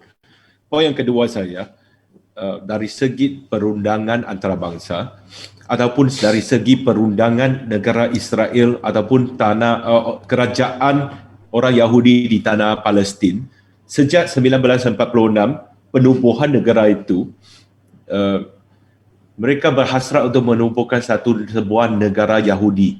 Negara Yahudi ni, konsep Jewish state ni, walaupun mereka tidak iktiraf sebagai sebuah negara dan mereka tidak mempunyai perlembagaan tertulis seperti di Malaysia, tetapi dokumen yang menubuhkan kerajaan tersebut yang berterusan sampai sekarang mengatakan mereka akan membina sebuah negara Yahudi, dan cara perbuatannya dengan merampas tanah orang lain dan bercanggah dengan perundangan antarabangsa. Melainkan konsep kemanusiaan, kita harus bantah sekeras-kerasnya apa yang dilakukan oleh kerajaan Israel kerana bercanggah dengan perundangan antarabangsa. Lagi-lagi pun kalau kita menghalalkan apa yang mereka lakukan selama 73 tahun ini, maka kita menghalalkan segala penjajahan yang bakal berlaku di merata dunia, termasuk kemungkinan berlaku di tanah air tercinta. Poin yang ketiga, kecuali kemanusiaan, kecuali perundangan antarabangsa, dari segi sokongan secara semangat ini kita kena ada. Kita sudah ada asas untuk menyokong mereka, maka tunjuklah sebanyak yang boleh kita tunjukkan. Saya pernah menaik satu forum di mana seorang pelarian Palestin juga merupakan seorang ahli panel, dan beliau mengatakan bahawa anak-anak dari Southeast Asia, Asia Tenggara telah banyak menunjukkan kehebatan di media sosial, dan beliau menyeru agar kita jangan hentikan posting kita, sokongan kita di media sosial agar dapat mempengaruhi rakan-rakan kita di serantau Asia Tenggara, dan dengan hajat untuk mempengaruhi rakan-rakan kita di seluruh Asia dan juga seluruh dunia, penderitaan mereka dan juga kesiksaan mereka, ketidakadilan yang telah ditimpa oleh mereka. Itu saja poin saya. Sekian, terima kasih. Okey. Kita, Saudara Mat, boleh gulungkan ringkas. Alright, forum ini adalah inisiatif Parti Gerakan Rakyat Malaysia untuk terus memberi suntikan informasi dan pengetahuan kepada masyarakat Malaysia, sama ada yang bermuslim atau non-muslim. Kerana kita bersama-sama untuk berdiri, membangkit untuk melawan ketidakadilan. Martin Luther King pernah menyatakan, kita harus berbangkit untuk melawan ketidakadilan. Kalau tidak, dia akan menjadikan sebagai penyakit berjangkit dari satu tempat ke tempat yang lain. Dan inilah motif kita untuk membuat public awareness, raise awareness ini. Kalau saya selalu berkongsi dengan kawan, sama ada Muslim atau yang tidak Muslim, saya pernah nyata, kalau Nabi Muhammad boleh berdiri untuk sebagai tanda kepada kematian seorang rakyat Yahudi kerana dia adalah hamba kepada Allah, maka kita sebagai manusia, apabila berlakunya ketidakadilan sebagai manusia, perspektif hak asasi manusia, kemanusiaan, kita harus lakukan perkara yang betul demi hak asasi kemanusiaan. Dan saya janji kepada penonton-penonton Parti Gerakan Rakyat Malaysia dari semasa ke semasa akan melakukan tanggungjawab kita untuk membangkitkan kesedaran dari isu semasa, khususnya isu hak asasi manusia dan keadilan. Saya berharap dalam isu Palestin dan konflik Israel dan Palestin ini, rakyat kita akan mendapatkan manfaat dalam forum ini, dan saya juga mengambil kesempatan untuk berterima kasih kepada Dr. Maza dan APEC China kerana sudi berkongsi pentas untuk berkongsi pengetahuan dan informasi kepada penonton kita. Itu saja daripada saya. Saya Makakiong, Setiausaha Agong daripada Parti Gerakan Rakyat Malaysia. Okay. Sekali lagi, saya dengan rendah hati mengucapkan terima kasih kepada semua para panel. Terima kasih untuk sabar mengulas dengan pandangan pendapat, menjelaskan keadaan, dan yang utama, tegakkan solidariti kita bersama rakyat Palestin. Menyentuhi konflik Palestin ini bukanlah suatu perkara yang mudah. Menangani bukanlah yang boleh berlaku tanpa berusaha. Ia menuntut seluruh tenaga untuk memugah kesedaran ummah dalam memastikan penindasan yang berlaku ke atas umat Islam ini tidak berterusan selamanya. Usaha-usaha kesedaran walaupun setitik manapun usaha itu, sungguh akan membuahkan suatu yang pasti akan menggegar bumi yang dijajah Israel itu. Umat Islam dengan kekuatan akidahnya tidak akan membiarkan rakan-rakan dan saudara-saudara mereka terus dirundung nasib malang. Ayuh, bergerak ke arah melahirkan masyarakat prihatin dan kumpulan pressure group bagi membangkitkan haid penindasan umat Islam Palestin ini di peringkat antarabangsa, dan seterusnya menekan Israel agar mereka mematuhi keputusan rasmi badan-badan berpengaruh seperti PBB dan juga Majlis Keselamatan PBB. Karen Engstrom menyatakan konflik Israel-Palestin dari aspek sejarah moden dan langkah pembebasan daripada cengkaman Zionis 91 bahawa di bawah pemerintahan Islam bermulanya era masyarakat boleh hidup dalam keadaan berbilang agama. Beliau menegaskan the Muslim had established a system that enabled Jews, Christian and Muslim to live in Jerusalem together for the first time. Kita sebagai rakyat Malaysia perlu bersatu tanpa mengira latar belakang kaum, agama dan pegangan politik untuk bersama rakyat Palestin.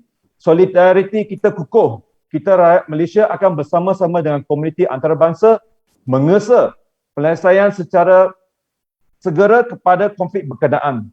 Sesebuah negara Palestin yang aman dan bebas yang mempunyai kedaulatan yang terjamin dan tidak lagi diserang oleh rejim Zionis. Itulah harapan kita, harapan bangsa Malaysia.